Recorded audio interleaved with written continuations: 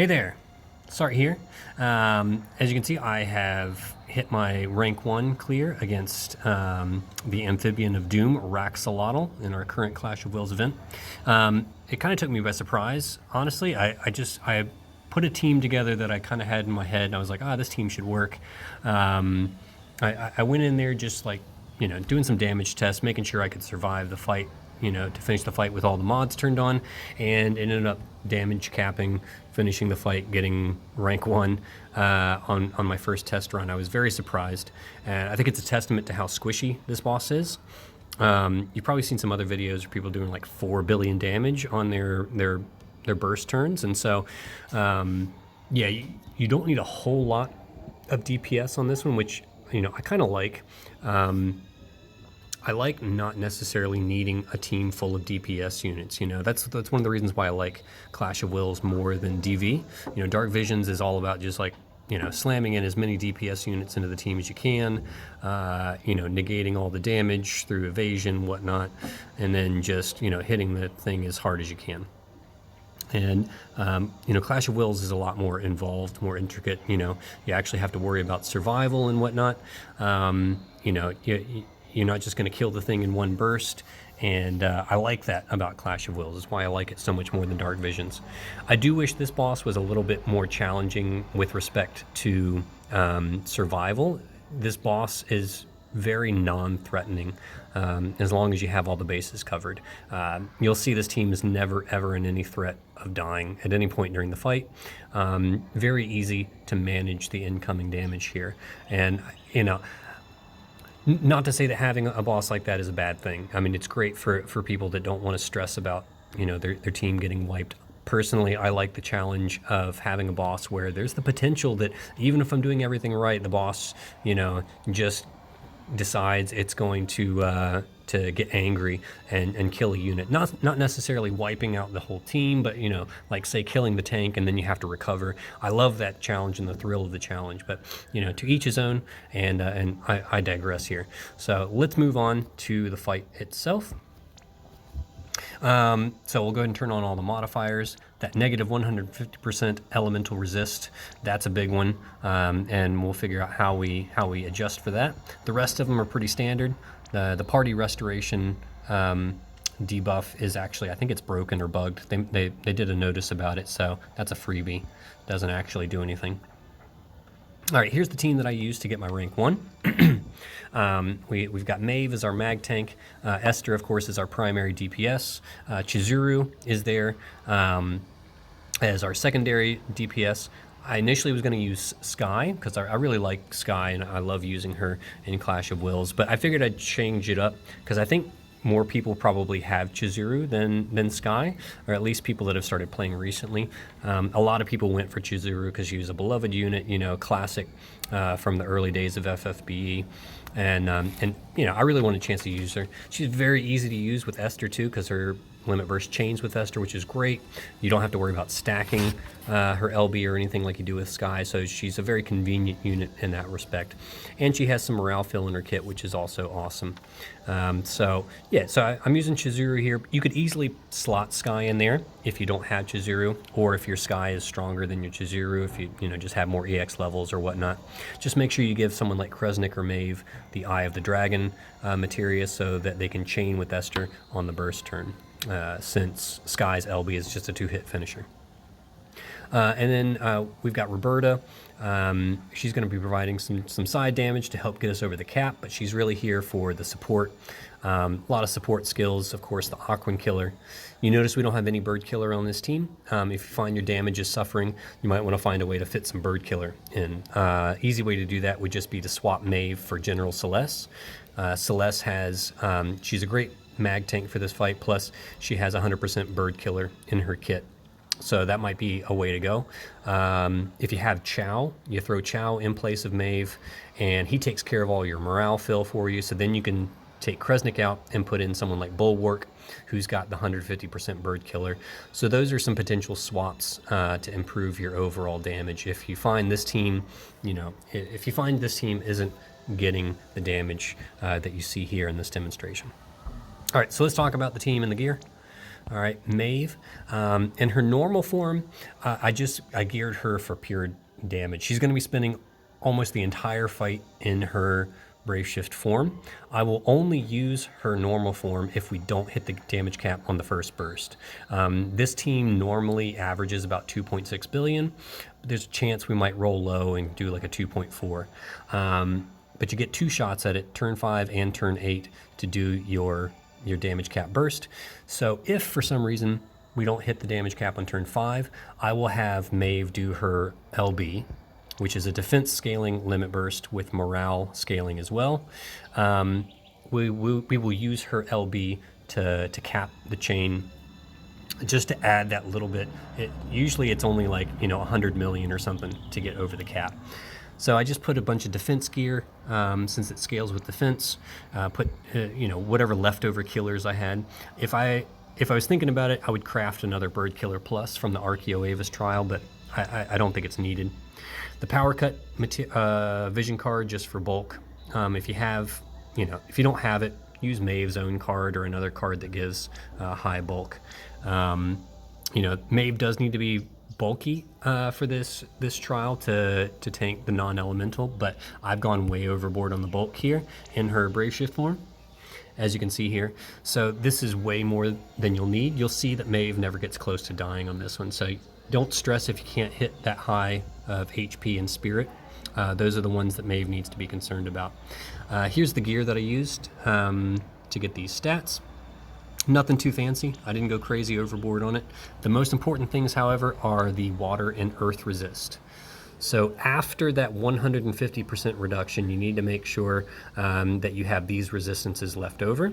So that means you need to have built in at least 150% earth resist, because Sylvie will provide a 200% earth buff. The boss only does a 100% imperil, so you only need 200% after buffs to fully negate the damage.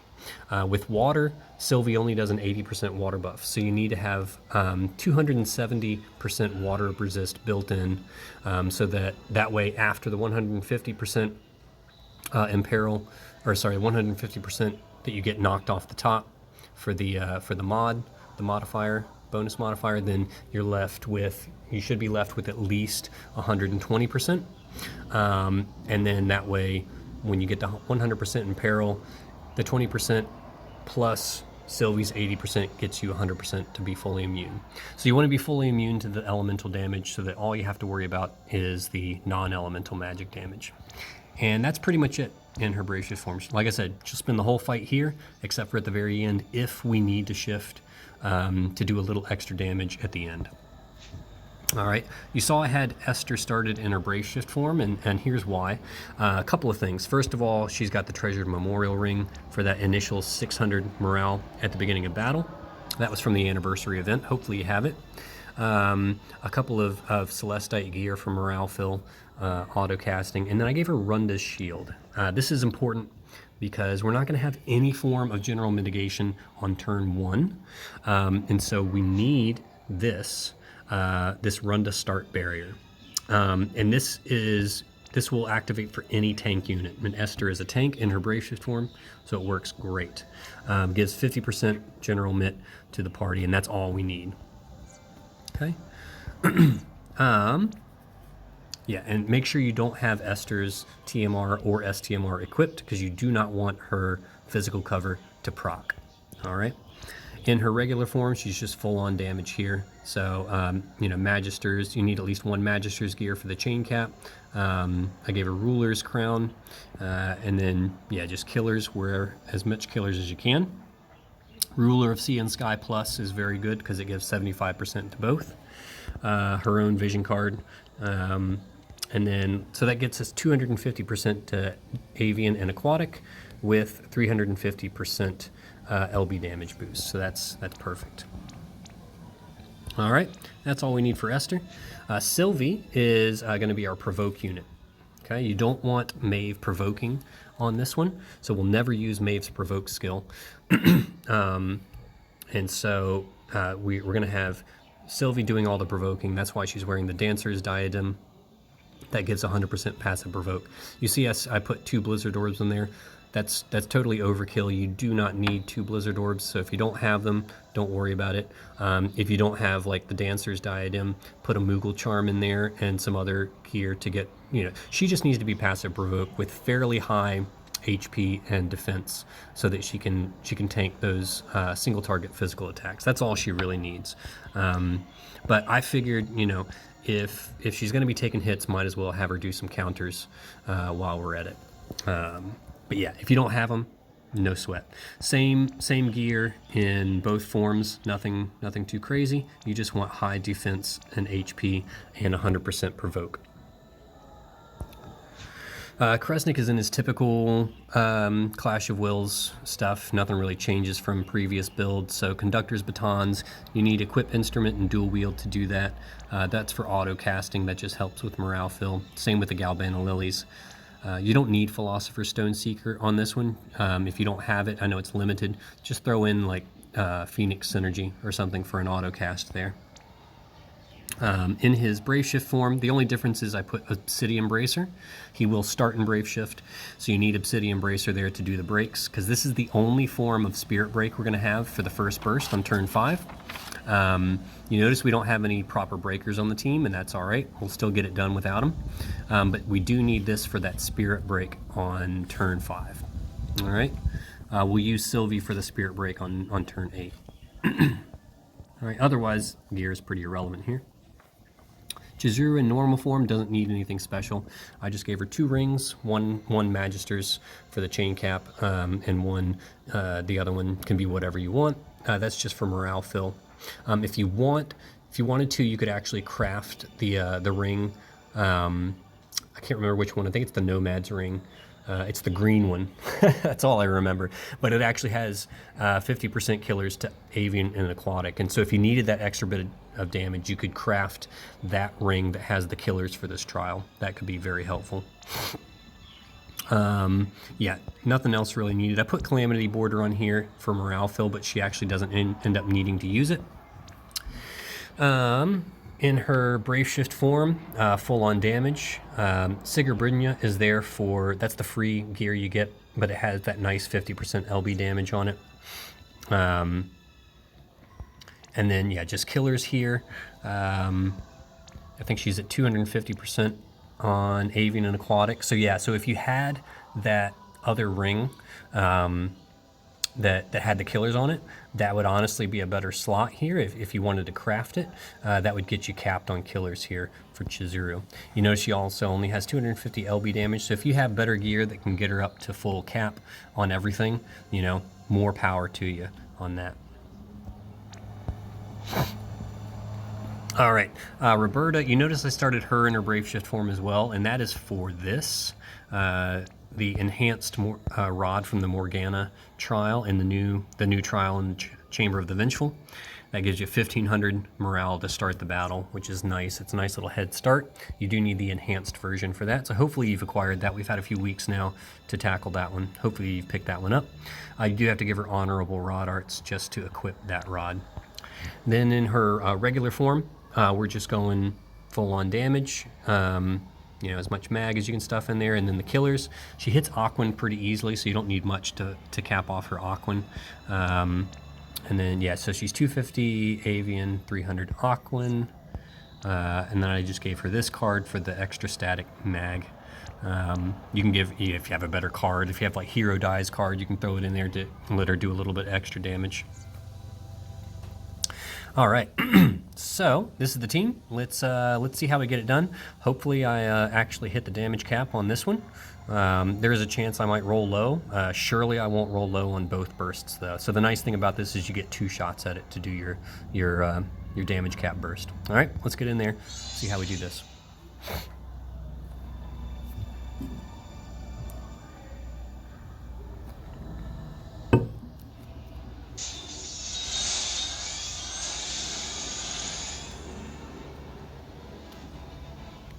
All right, so I'm going to do a lot of auto casting here to get the battle started. We'll wait until all that's finished. See, we've got a nice little head start there already, so we've got quite a bit of morale fill. Cressnik will go ahead and add to that with Arcane Stimulant. I'm going to go ahead and get that started. All right. Maeve can start by doing, do not use practiced lure. All right, do not use that. You do not want Maeve provoking. Okay, you want Sylvie to provoke all the hits there. All right, so we'll do effective strategy for break resistance, hunting call, and natural wall. All right. We're going to have Chizuru do her limit burst on this turn. This does a 2-stack mirage. This is important for Sylvie. We want to make sure Sylvie doesn't take too much damage. Usually we get like 2 or 3 single target physical attacks at the end of the turn. So we'll mirage 2 of those by using Chizuru's LB. And then if there's a third one, you know, it's never been enough to actually kill Sylvie. It'll hit pretty hard because we only have 50% mitigation, but this should ensure that she survives. All right, so you want to do Chizuru before you do Reberta, because Reberta is going to help refill that LB. She'll do Rousing Roar, Mega Breath, and Draconic Triune. That does a 40 LB Crist fill for everybody. So that's good for Chizuru, also good for Esther, because now Esther can do, you want to start with True Stormbrand to imbue and Imperil Lightning, and then double Shatterbolt. So that gives Esther enough LB to do a couple of Shatterbolts for morale fill. All right, Sylvie is going to do her Elemental Petals and Vines and Paladin's Resolve. All right, this is going to set up all of our elemental resists, our magic and physical mitigation, as well as some good morale fill. We'll start using her 85% mitigation next turn because we need to have that big mitigation up for turns 2, 3, and 4. So this turn might look a little bit scary. You know, the damage looks a little high on this turn, but as soon as we start using the 85% mitigation next turn, you'll see that it is, yeah, I mean, it goes way down. You know, going from a 50% general mit to an 85 general mit is huge. The damage is going to go way down starting next turn. And then we'll be fine for the rest of the fight. So turn 1 looks a little bit scary, but yeah, don't worry about it. We're going to be fine. All right, Cressnik's just going to do another Arcane Stimulant for more morale fill. Maeve, all right, we'll have her do Hunting Call, Wild Barrier, and Limitless Ferocity for a little LB fill. This is just to, you know, help make sure Chizuru has her LB up in time. It should be. Usually just from random Chris drops, it's more than enough to fill up her LB. All right, we'll do Triple Shatterbolt here. That's just for more morale fill. Sylvie will do her elemental petals and vines again, and then Burgeoning Defense. That's the 85% general mitigation. All right. Chizuru is going to do Eastern Winds for the Katana Imperil, Strong Samurai Spirit, and Staunch Samurai Spirit on this turn. All right. Reberta is going to do Rousing Roar, Aquatic Killers, and Support from the Skies. This will put up 5 stacks of Mirage because the team's going to take a lot of AoE physicals on this turn, so we want to make sure we Mirage those. Since we don't have anybody doing Omni tanking or physical tanking, yeah, we gotta have that.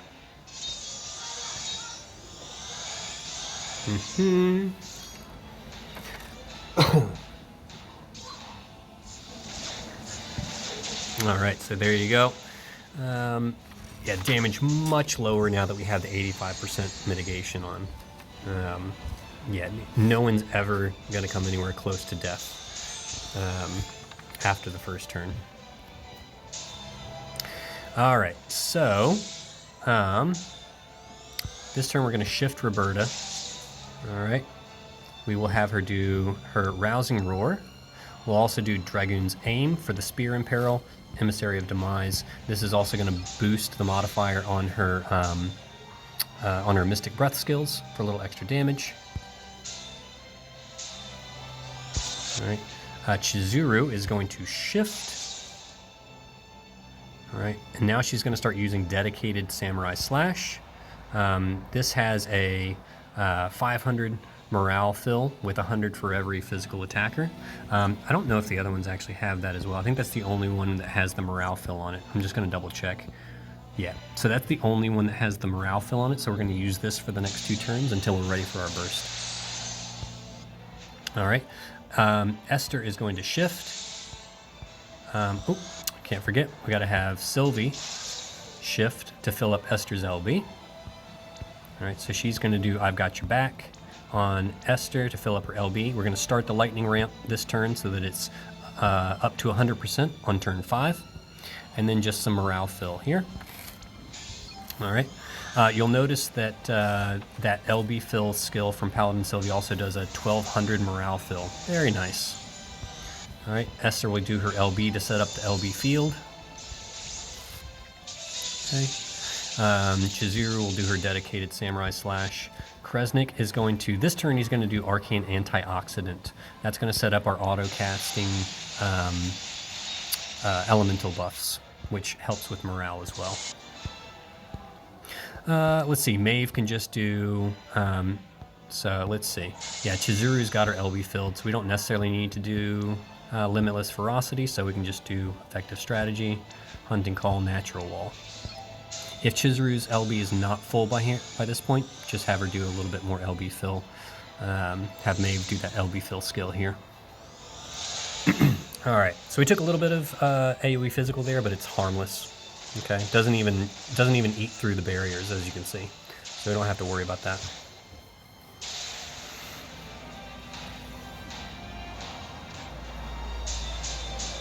Okay, there we go. So one of the nice things about having Sylvie counter is you never have to worry about heals, but since we have Cressnik on the team, he's going to heal everybody anyways, and we've got Sylvie's regen from her Compassionate Knight, so it's like, yeah. The counters are totally unnecessary. It's just nice because it helps a little bit on morale fill every time you do a heal. All right, so Cressnik is just going to do his medicinal skills. He's pretty much going to be on repeat for the rest of the fight, and as you can see, I did medicinal, potion, antioxidant, and supplement. Okay. Maeve will. She's just going to do auto repeat as well here. Natural wall. Okay. All right, Chizuru will do another dedicated Samurai Slash. Esther will prepare for her burst next turn. All right, Sylvie is just going to do a bunch of morale on this one. All right, Reberta is going to shift back. One more Rousing Roar. We'll set up Aquatic Killers so we don't have to worry about it next time. And then Mega Breath again to make sure that she is good to go for the burst turn next turn. All right. I am going to do also the Defense and Spirit buff here. Might as well do the Attack and Mag one just for extra morale fill. All right, and this should put us at 200%, easy peasy. I don't, there's no reason why it shouldn't. Okay, so I think we are good to go here. We just let everybody chain it up.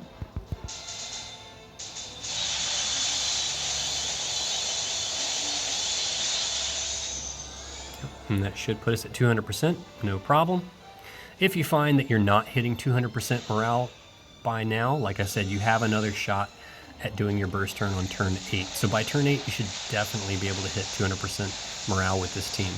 And like I said, if you wanted to swap out Cressnik and throw in someone like, like I said, if you had Chow instead of Maeve, you take Cressnik out, throw in Bulwark, you should easily hit 200% by turn 5 or by turn 8.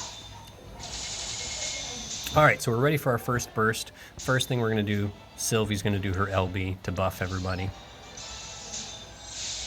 All right, Reberta will do Quad Mystic Breath. Okay, Chizuru will do her LB.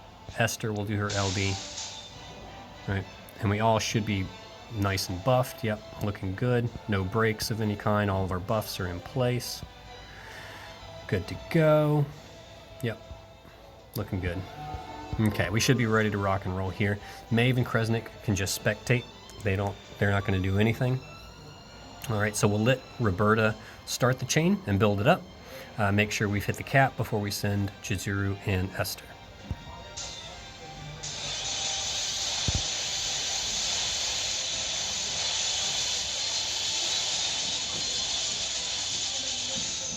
All right, that one looked pretty good. These guys can just reload, repeat.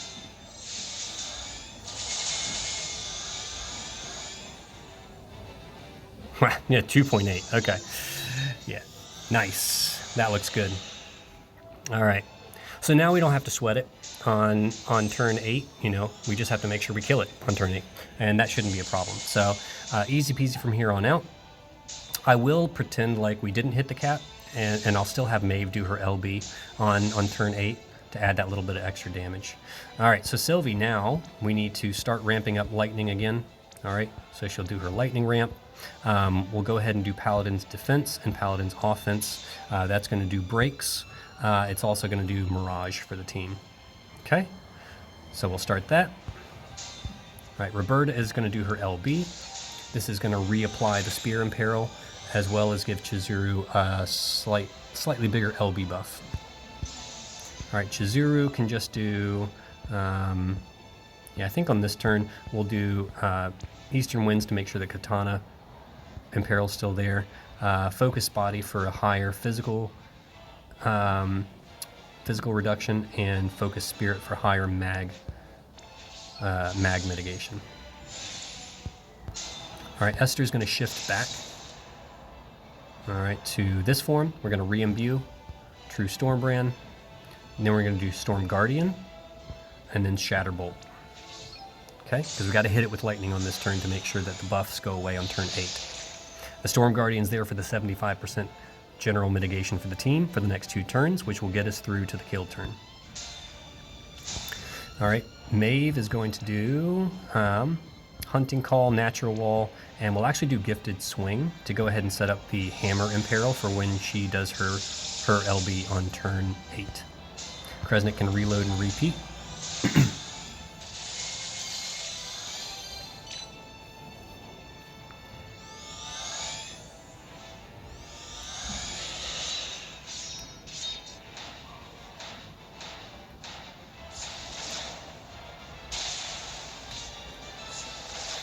Okay.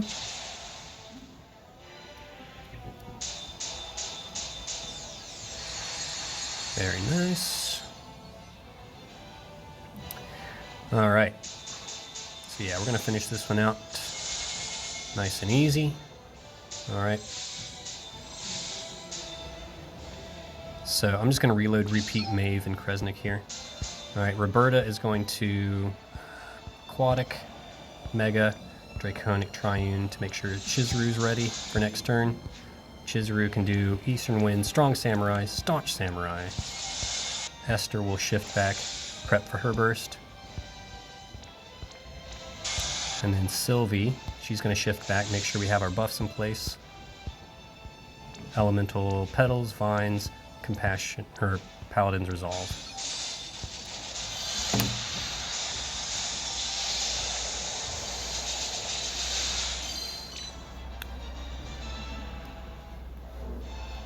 All right, and that's pretty much it. Yeah, we're gonna kill. We're gonna kill on this turn, assuming that we do enough damage, which we should. The boss has removed all of its buffs, just like it did for turn 5.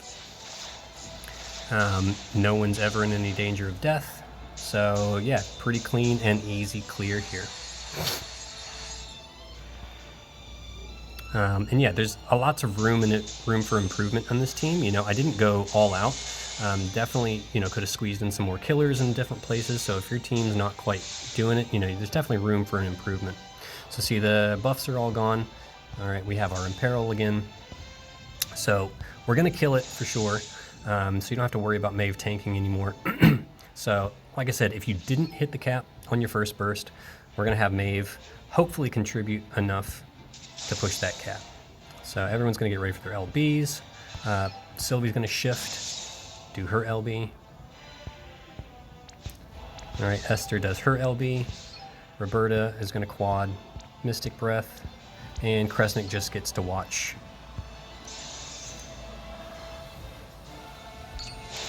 All right, so again, we'll start Reberta. Let that chain fill up. All right.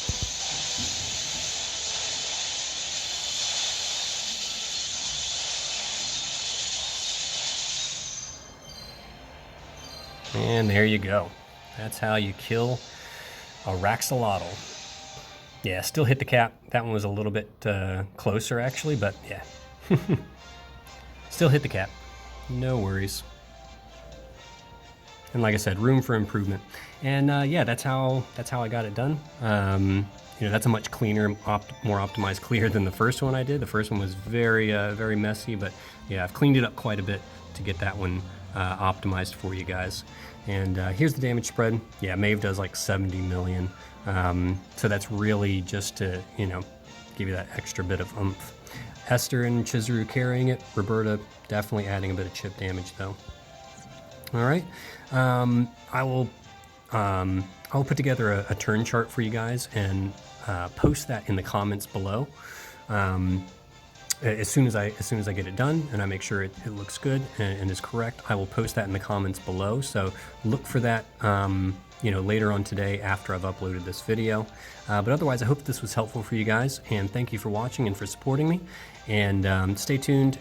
This is probably the only rank 1 video I'll do, because there are a lot of rank 1 videos out there. But unless somebody, you know, requests, you know, a specific swap, and it just happens to be a unit that I have to swap in there. If you'd like to see me try another rank 1 clear with a different team, feel free to request and leave a comment below. And, you know, I'll try to get to that. But otherwise, I'm probably not going to do too much more with this cow. You know, you don't want to beat a dead cow. So otherwise, I will just see you guys on the other side.